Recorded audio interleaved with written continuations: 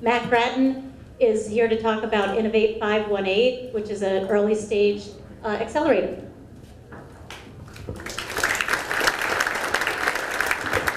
I'm trying this one. Check, check. Are we on? All right, hopefully we're good with batteries on this one. Good evening. Did I say evening? Good evening. As Chris said, I'm Matt Grattan. I'm the Director of Community and Economic Development at the University of Albany. Chad and I you notice this is the official UAlbany hairdo. That's right. It's good to see Peter train that 3. Our women had a little better year this year than the men did. But, all right, we got some cheering back there for us. Go Great Danes. I'm here to talk about Innovate 518, which is the Capital Region Innovation Hotspot. One of the other hats that I wear at the university is I also run the Startup New York program. I'm sure all of you are familiar with the Startup New York program, thanks to the governor, thanks to the governor's heavy marketing and commercial vehicles that we're running here in the state.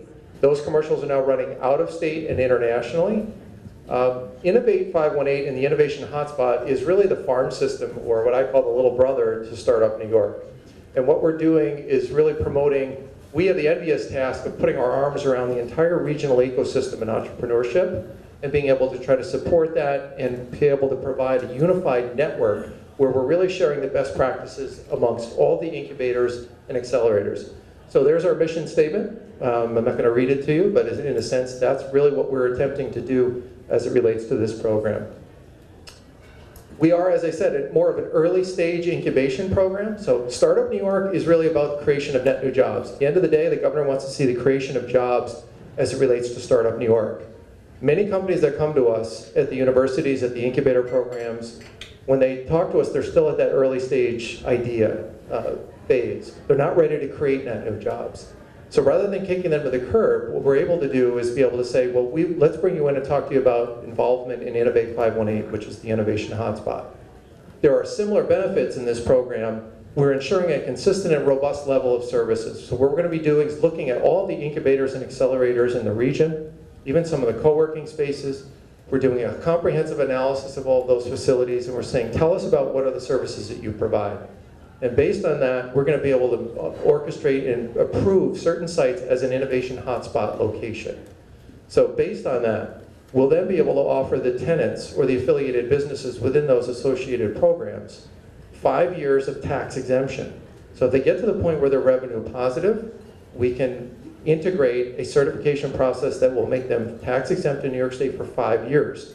So the Startup New York program has a 10-year tax exemption. This has a 5-year tax exemption associated with it. It also offers the sales tax exemption benefit. So we normally will advise companies that when you're approaching revenue positive or you're about to make large capital investments or large purchases of equipment and supplies, let's look at officially getting you into the certification process so you can take advantage of the sales tax benefit associated with that. So once companies are approved in this program, we continue to provide the support services and mentoring associated with that. And then hopefully we can graduate or hatch them into Startup New York. And now we've created a 15-year pathway of tax exemption in New York State. Programs can be virtual, but the requirement from the state is that in each region, there must be at least one physical location where those associated companies can come and congregate. Come to have those collision discussions, have idea generation, have workshops and the associated idea exchange. As part of the deliverables associated with this program, as I mentioned, under Startup New York, the governor has put a very heavy investment into the marketing of that.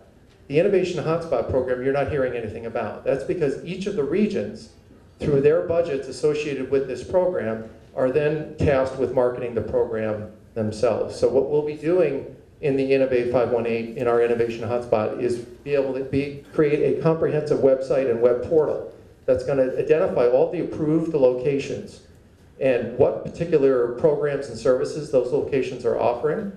If that particular incubator or program location has an industry specificity, what are those industry specificities that they tend to focus on?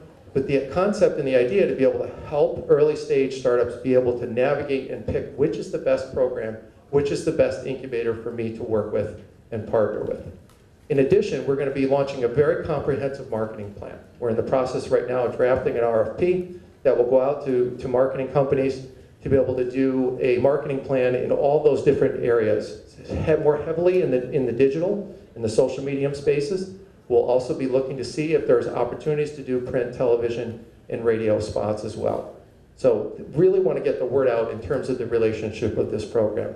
So the operational structure of this is that the University of Albany is the fiscal agent, but we work very closely with our key operating partners, the Center for Economic Growth. There's Mike and Ellen in the back. I'm going to mention them in a little bit. And also Esther Vargas with RPI's EVE program. So those three entities are really forming the operational structure. We've just stood this up within the past 4 months. And we're really starting to get our programming in place.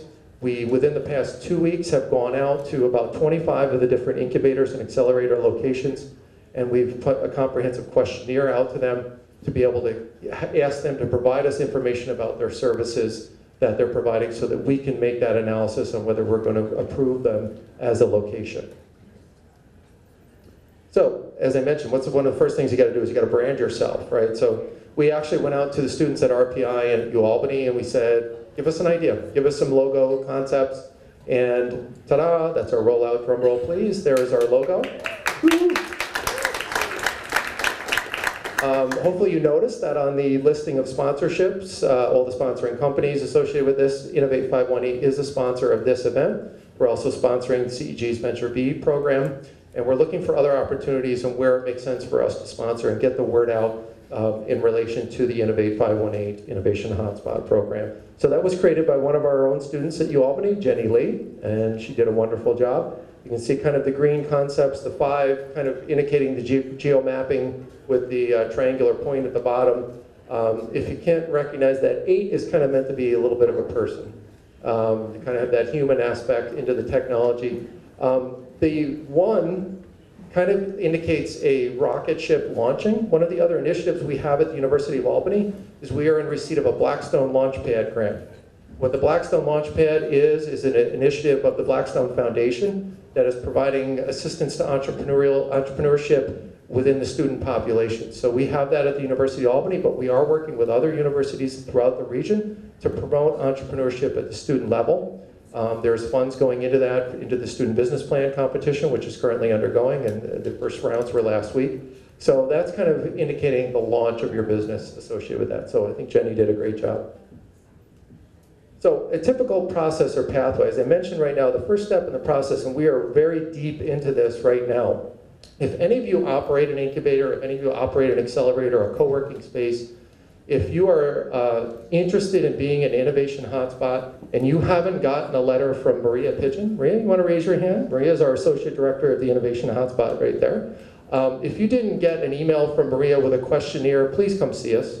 We want to talk to you. We want to learn about your location. We've been out doing the tour of just about as many of the locations as we know of, and been out to physically look at those spaces, kind of get an understanding and interview the operators of those. But if we haven't reached you, please reach out to us. We're doing a very comprehensive program review to see what organizations we want to partner with.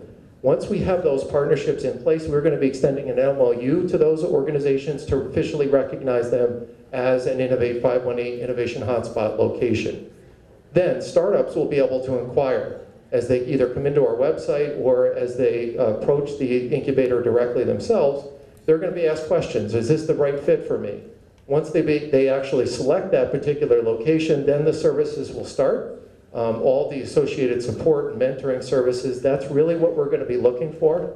I'm going to be perfectly honest that we're not getting into defining the difference between accelerators, incubators, co-working spaces. That's not really what we want to get into. But we are looking for a robust level of support services in order to orchestrate an MOU and approve a particular location. It can't just be the traditional, and again, I don't want to define a co-working space, but a real estate operation where here's a cubby you can rent for a month basis. Those are not the typical type of locations that we're going to approve under Innovate 518. We will be requiring in the MOU that those partner organizations be reporting out to us in reference to the companies that they are working with, and then specific metrics in relation to those companies. Any capital that the company has attracted, if the company has created any jobs, if the company is purchasing any equipment and a number of other resources, those will be required under our MOU. And then so I want to, that's our typical process, but if you have any questions, myself, Maria will be over on the side. There's our contact information. I do want to also mention and put a big appreciation into Mike Lobsinger and Ellen Ford in the back from the Center for Economic Growth, and Esther Vargas. Really, we have a very good cohesive team working within the three organizations to really be able to advance the entrepreneurship initiative here in the entire region. Questions? I stumped you all. State programs. Nobody has questions for state programs, I know. Pena Poles Ayami, go ahead. Say.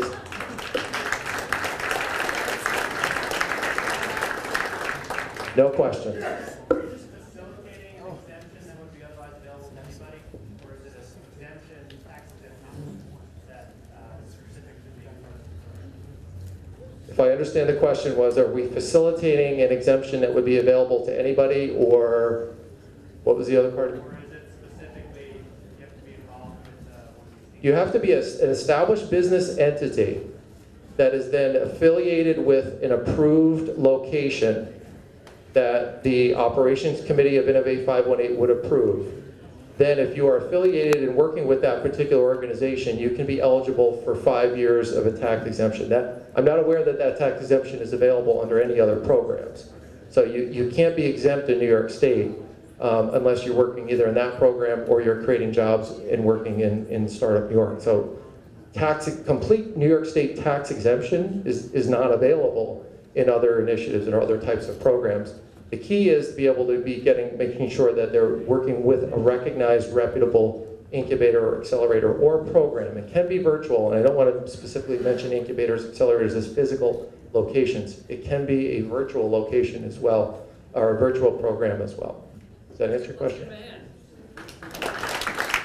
Thank you.